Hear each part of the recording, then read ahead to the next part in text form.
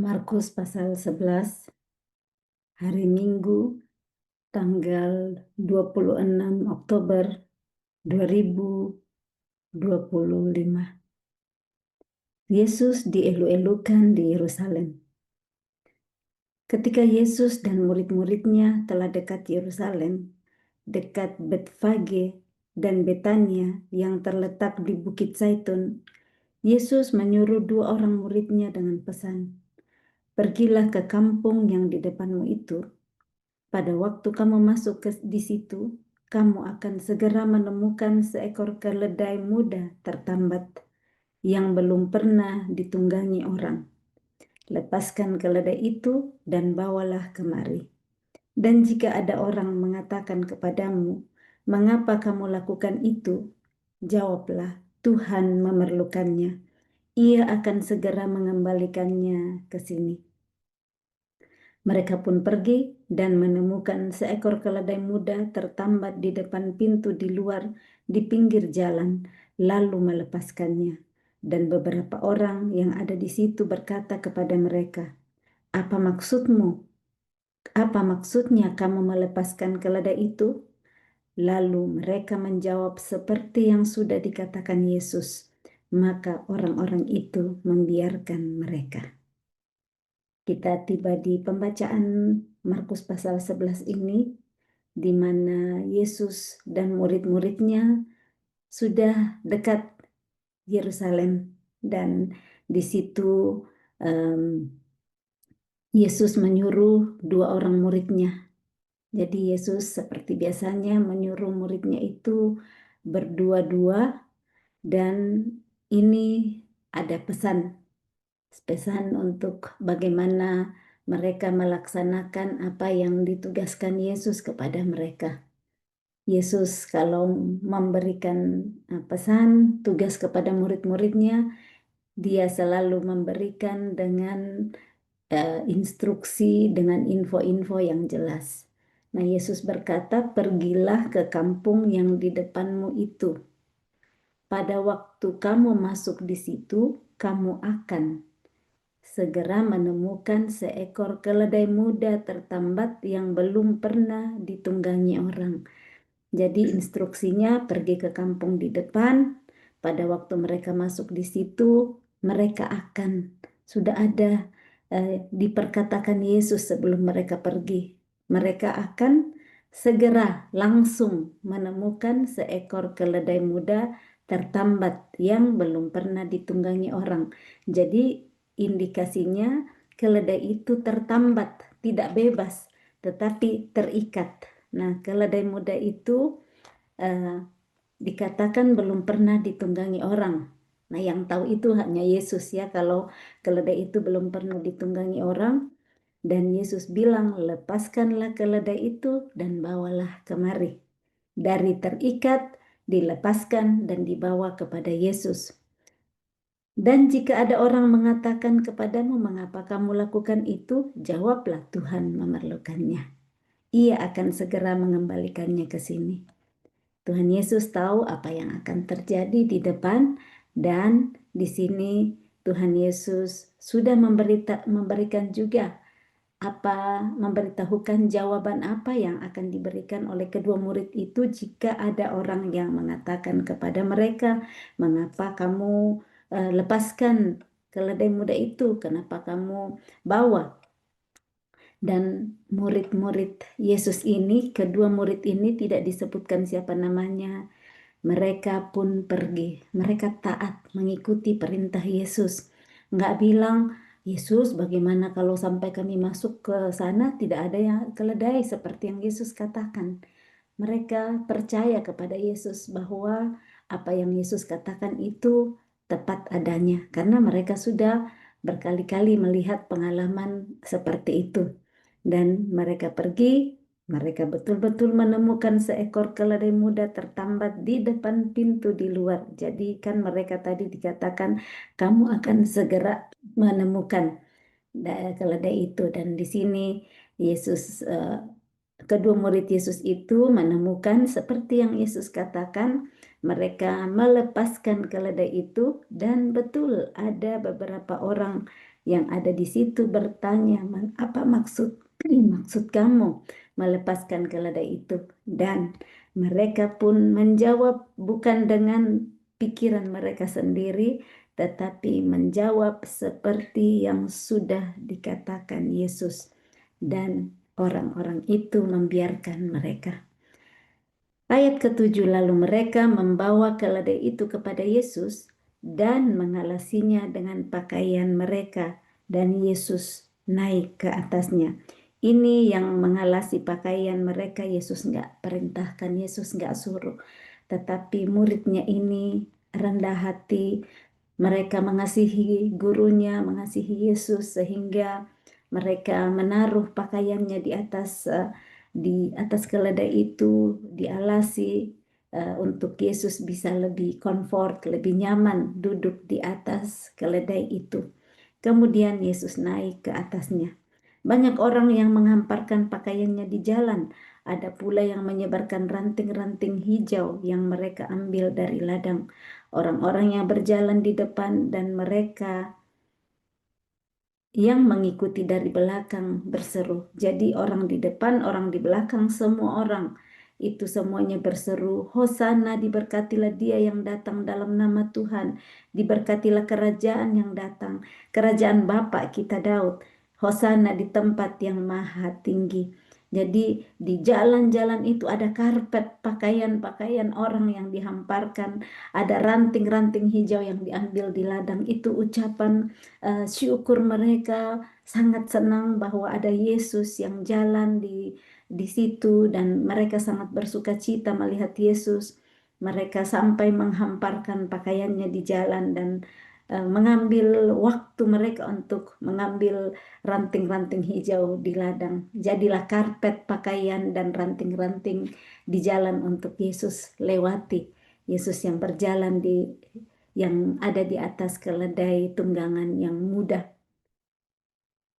Dan mereka berteriak, mereka menyanyi, Hosana, diberkatilah dia yang datang dalam nama Tuhan, diberkatilah kerajaan yang datang, kerajaan Bapa kita Daud, Hosana di tempat yang maha tinggi.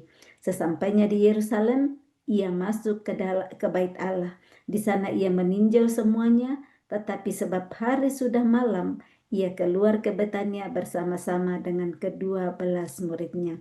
Yesus saat tiba di satu tempat, ia langsung masuk ke bait Allah. Dan di sana karena sudah hampir malam, Yesus ke Betania untuk menginap di situ bersama dengan ke-12 muridnya. Perikop yang berikut, Yesus mengutuk pohon ara. Keesokan harinya, sesudah Yesus dan ke-12 muridnya meninggalkan Betania, Yesus merasa lapar. Jadi ini mereka menginap di Betania, paginya mereka meninggalkan lagi Betania dan Yesus rasa lapar di situ. Ayat 13, dan dari jauh ia melihat pohon ara yang sudah berdaun. Ia mendekatinya untuk melihat kalau ia mendapat apa-apa pada pohon itu. Tetapi waktu ia tiba di situ, ia tidak mendapat apa-apa selain daun-daun saja, sebab memang bukan musim buah ara. Maka katanya kepada pohon itu, jangan lagi seorang pun makan buahmu selama-lamanya. Dan murid-muridnya pun mendengarnya. Yesus dalam keadaan lapar, dia melihat pohon ara dari jauh yang sudah berdaun, ada daunnya. Dan Yesus mendekati pohon ara itu untuk melihat kalau seandainya ia bisa mendapat apa-apa buah pada pohon ara itu. Tetapi ia tidak mendapat apa-apa, dia tidak mendapatkan buah selain daun-daun saja. Dikatakan di situ sebab memang bukan musim buah ara.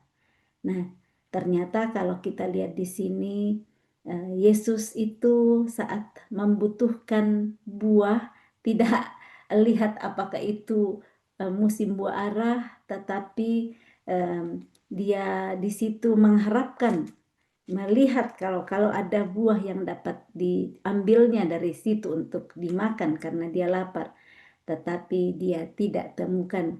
Nah, Yesus berkata sesudahnya kepada pohon yang hanya dilihat daunnya saja, tidak ada buahnya itu, jangan lagi seorang pun makan buahmu selama-lamanya. Kalau kita lihat bisa saja kita bilang kan Yesus ini belum musim buah ara, jadi wajarlah kalau tidak ada buahnya di sana. Kenapa kok Yesus sampai bilang jangan lagi seorang pun makan buahmu selama-lamanya?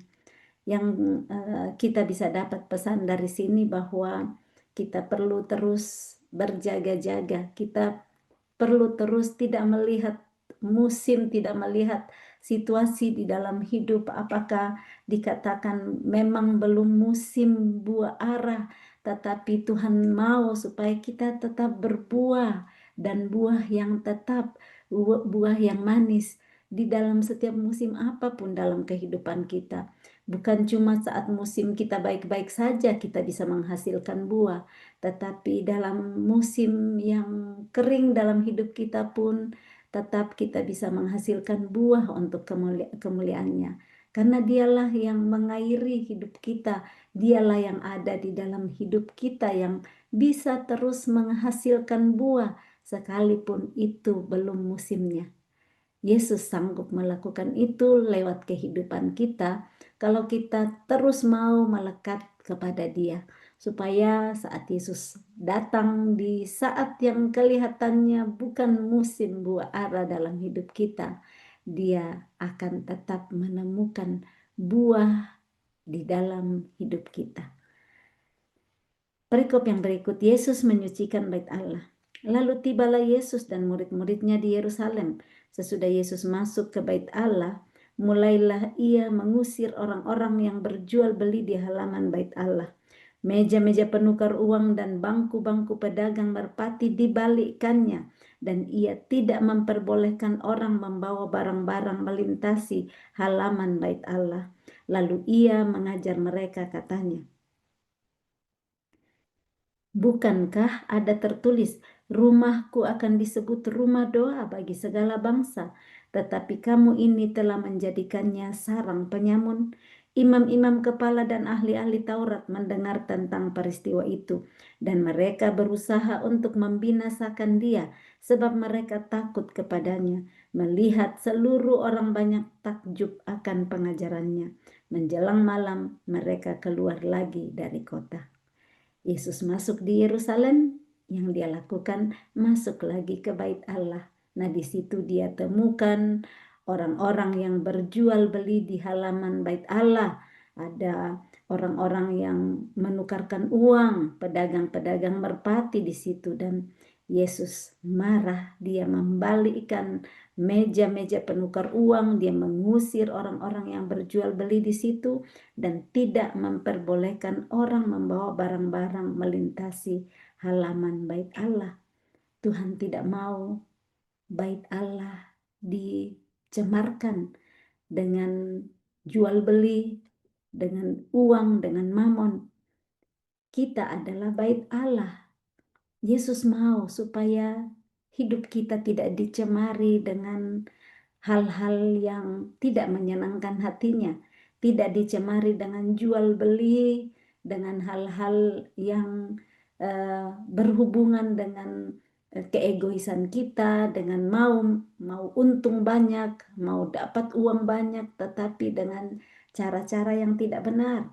Karena Yesus tahu bahwa ada tempat-tempat yang sudah dikhususkan untuk menjual belikan merpati, untuk menukar uang, sudah ada pasar, sudah ada tempatnya. Nah, tubuh kita, bait suci Allah, dia rindu supaya kita tahu apa yang kita bisa taruh di dalam hidup kita, apa yang layak untuk menghormati Tuhan sebagai Dia yang ada di dalam bait suci, yaitu hidup kita. Supaya Yesus bisa nyaman di dalam hidup kita.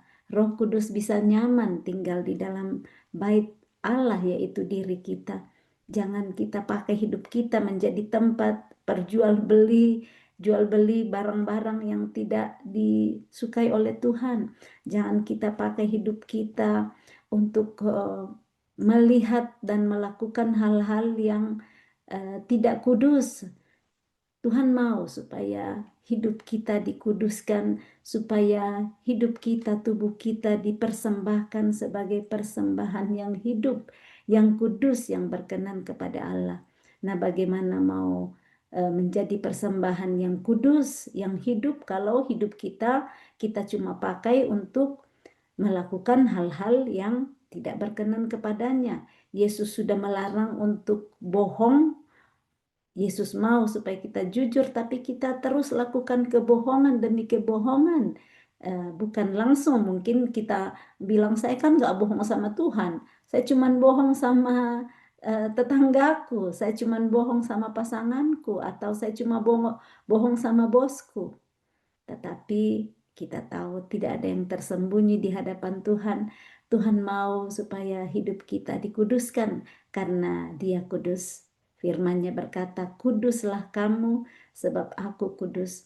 Dan kita lihat bagaimana Yesus mengusir hal-hal orang-orang yang melakukan pekerjaan yang tidak berkenan kepadanya di bait kudus Allah. Baik kita mau untuk melihat dan terbuka dengan firman Tuhan yang kita baca hari ini, supaya membaca hidup kita, apa yang saya perlu usir dari hidupku, apa yang perlu saya jauh-jauh tinggalkan dari hidupku, supaya tubuhku, hidupku yang adalah bait Allah menjadi kudus, supaya Roh Kudus bisa nyaman tinggal di dalamnya. Perikop berikut pohon ara yang sudah kering, nasihat Yesus tentang doa. Pagi-pagi ketika Yesus dan murid-muridnya lewat, mereka melihat pohon ara tadi sudah kering sampai ke akar-akarnya. Ini ayat 19, menjelang malam mereka keluar lagi dari kota. Jadi Yesus menjelang malam pergi lagi tidur. Nggak disebut di sini sih di Betania, tapi kemungkinan ke Betania lagi. Dan pagi-pagi mereka lewat lagi melewati pohon ara yang kemarin itu dikatakan Yesus, jangan lagi seorang pun makan buahmu selama-lamanya. Dan murid-murid Yesus mendengar waktu Yesus berkata demikian di ayat 14 dan ayat 20 ini, murid-murid melihat pohon ara tadi sudah kering sampai ke akar-akarnya. Maka teringatlah Petrus akan apa yang telah terjadi. Lalu ia berkata kepada Yesus, Rabi, lihatlah pohon ara yang kau kutuk itu sudah kering. Yesus menjawab mereka, percayalah kepada Allah. Jadi Yesus memberitahukan kepada Petrus bahwa percayalah kepada Allah saat memperkatakan sesuatu, mengamini bahwa Tuhan yang berkuasa lewat kata-kata itu dan pohon ara itu betul-betul kering. Percaya di dalam mulut kita ada kuasa. Percaya bahwa melalui mulut kita saat kita memperkatakan kebenaran firman Tuhan, Dia yang bekerja di sana untuk mengerjakan, melakukan apa yang Dia perintahkan melalui firman itu. Ayat 23, aku berkata kepadamu, sesungguhnya barang siapa berkata kepada gunung ini, beranjaklah dan tercampaklah ke dalam laut, asal tidak bimbang hatinya, tetapi percaya bahwa apa yang dikatakannya itu akan terjadi, maka hal itu akan terjadi baginya. Karena itu aku berkata kepadamu, apa saja yang kamu minta dan doakan, percayalah bahwa kamu telah menerimanya, maka hal itu akan diberikan kepadamu. Yesus mengajak dan mengajar murid-muridnya percaya kepada Allah. Dan kalau kamu berkata kepada gunung, kepada apapun dalam hidupmu, asal tidak bimbang hati. Perlu hati percaya penuh, tidak bimbang, tetapi percaya bahwa apa yang dikatakan itu terjadi, akan terjadi. Jadi belum terjadi, tetapi akan terjadi. Maka hal itu akan terjadi. Yesus lanjutkan, apa saja yang kamu minta dan doakan, percayalah bahwa kamu telah menerimanya, maka kamu akan menerimanya. Jadi seperti inilah yang Yesus mau katakan, bahwa apapun yang kita kerjakan di dalam kehidupan kita, kalau kita mempercayai, tidak bimbang, maka apa yang kita minta dan doakan, kita percaya sebelumnya, maka kita belum terima hari ini, tetapi kata Yesus, kamu telah menerimanya, percaya saja dulu bahwa telah terima, maka hal itu akan diberikan kepada kita.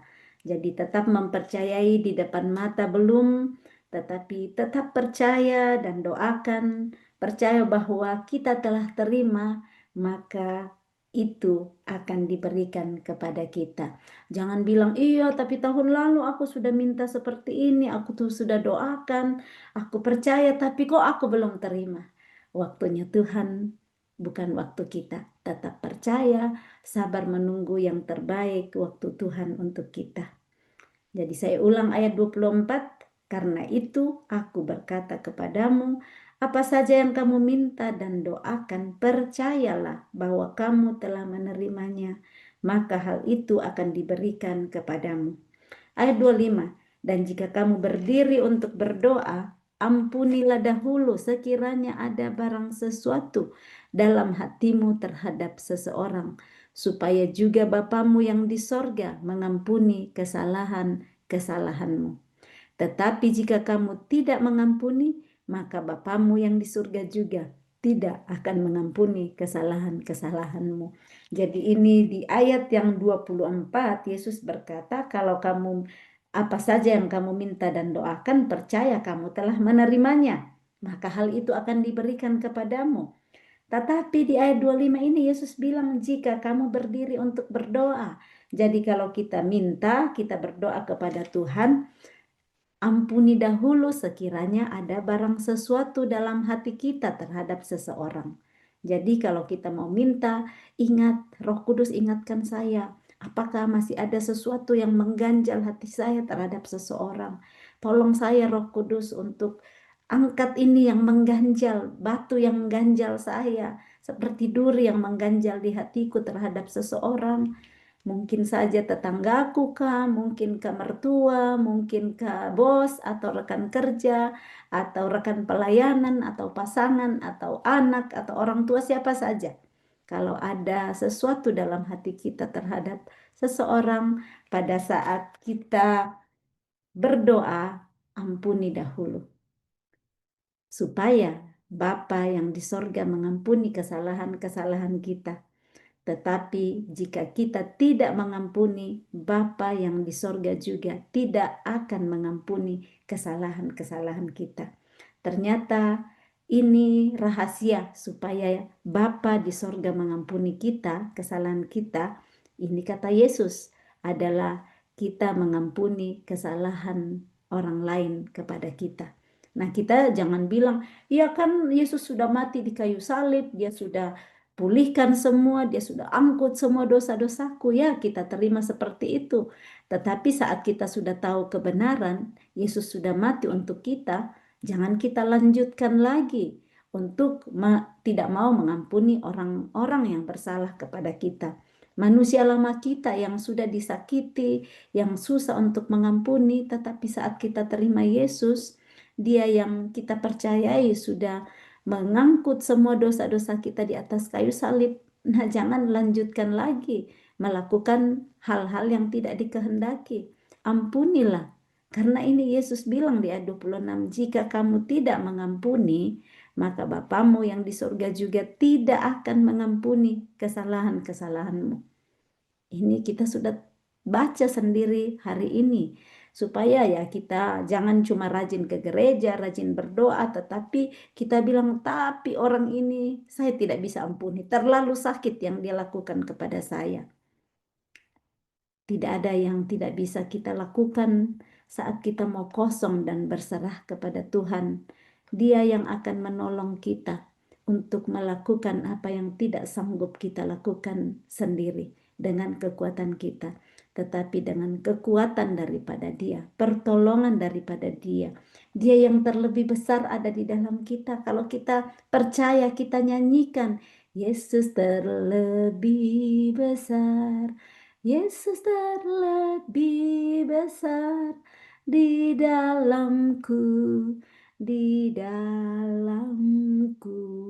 Saat kita percaya itu Yesus terlebih besar ada di dalamku, yang kita pribadi nggak bisa lakukan, kita percaya Yesus terlebih besar di dalamku. Dia yang akan menolong saya untuk mengampuni orang yang saya tidak bisa ampuni. Hari ini Mari kita mohon Roh Kudus ingatkan orang yang belum kita ampuni, supaya kita segera mempraktekkan firman hidup ini, supaya Bapa juga di sorga mengampuni kesalahan-kesalahan kita. Berikut pertanyaan mengenai kuasa Yesus.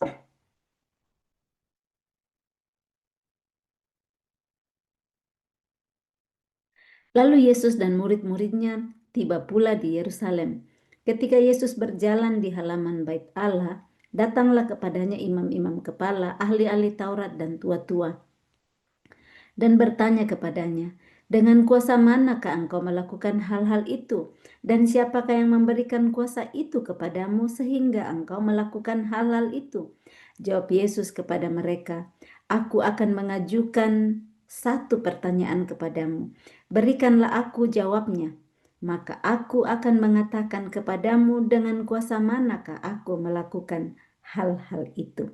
Yesus ditanya, tetapi dia bertanya balik, "Baptisan Yohanes itu dari sorga atau dari manusia? Berikanlah aku jawabnya."